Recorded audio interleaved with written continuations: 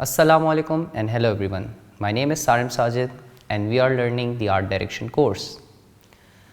We have started the mise-en-scene and its elements like we have discussed in the previous sessions, the positioning of the character and the object, the setting and the prop. The next one is the makeup, which is one of the most important, and let me tell you, makeup has the power to change the character. Well, there are few traits we are going to be seeing that how makeup help us to develop the character and create meaning. First of all, it just transforms the character. Well, if you have watched The Shape of Water, you can see the amphibian man which was created was with the help of the prosthetic. The makeup was there. On the other hand, makeup gave us some meaning about the character. If you have watched the Power film, the Amitabh Bachchan, the character which was suffering from progeria, that transformed and gave us the meaning about that character, that he is having some sort of disease. Also, the Curious Case of Benjamin Button, the Brad Pitt, was shown with so much dedication, and the makeup has transformed and also has given us the meaning. On the other hand, it also beautified the character according to the situation and the scenario. We have seen many heroines are wearing makeup which really beautify them. There are many Bollywood examples as well. But our emphasis is on going to be a little bit more detailing, that why makeups are being selected for specific character like that. We are going to be learning that what are the reasons of selecting those makeup for that character, and let me tell you, there's a huge science behind that. It's not easy that you just take some puff and do the basing on the face. No, there is a lot of science, and we are going to be looking that as well. If you remember in the film semiotics, we have discussed the connotation. So those connotations we are going to be utilizing in this section again. Connotation is in every element, let me tell you, please. So remember that connotation are also being used in this section as well. In the next unit, we are going to be looking at what makeup and how we make up the character and what meaning does that character gives to us. As we have started the makeup section, we have learned that character has been completely transformed by the help of the makeup, and also makeup give us some lots of meaning. So in this section, in this unit, we are going to be looking at the Joker. Well, this is our favorite one. We all love that Heath Ledger has worked so perfectly in this character, and still we mimic him. After a decade, he's still being appreciated by what the work he has done. But there is a story behind what was done before that.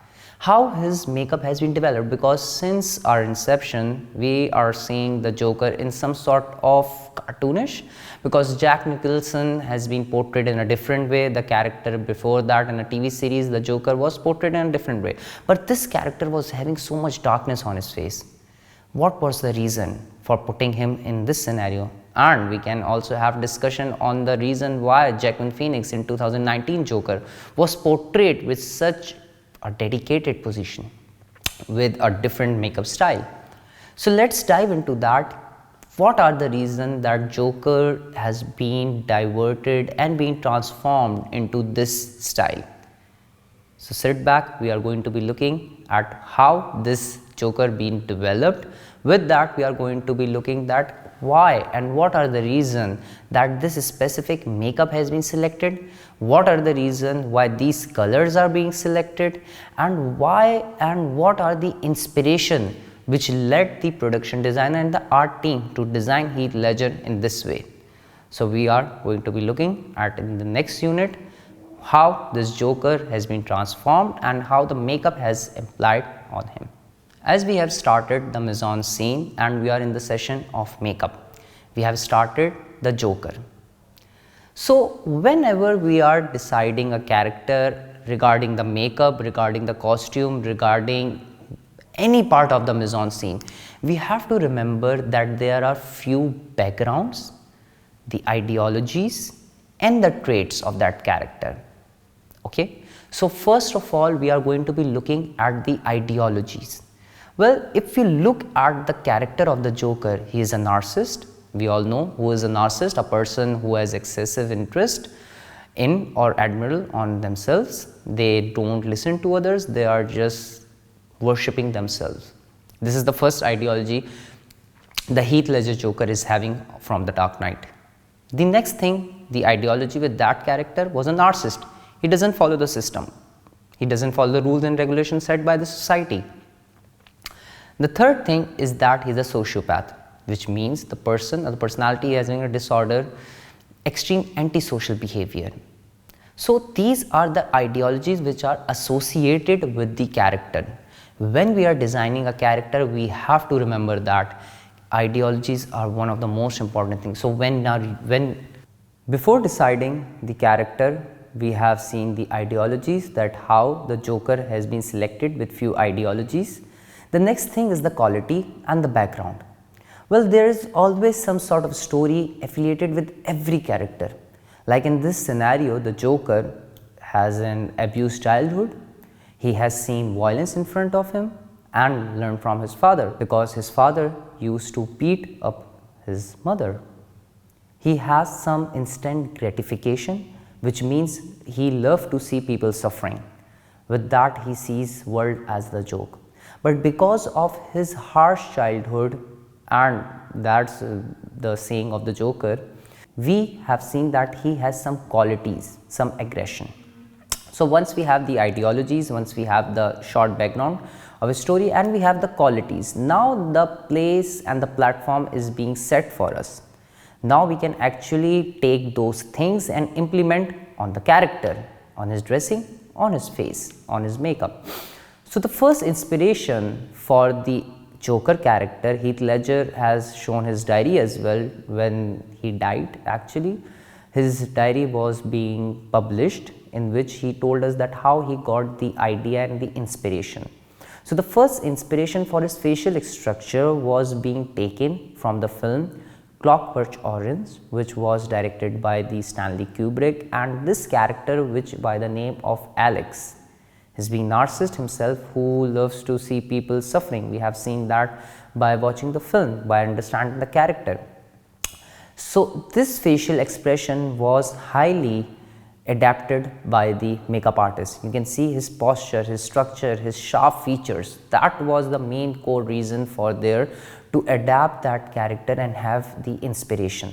The first thing, the inspiration, is much more needed. The second thing is the connotation. Francis Bacon was a painter in 15th century, and he used to make a lot of grotesque paintings, which ugly, mysterious, hideous, disgust sort of shapes, and on the facial expressions he used to paint that. So the makeup artist took that inspiration from Francis Bacon and applied on the facial structure of the Joker. You can see the comparison between them. You can see on the left hand side there is a painting of Francis Bacon, how hideous he has shown the picture of a guy being painted in that way. And on the right hand side you can see the two paintings, and between that the Joker.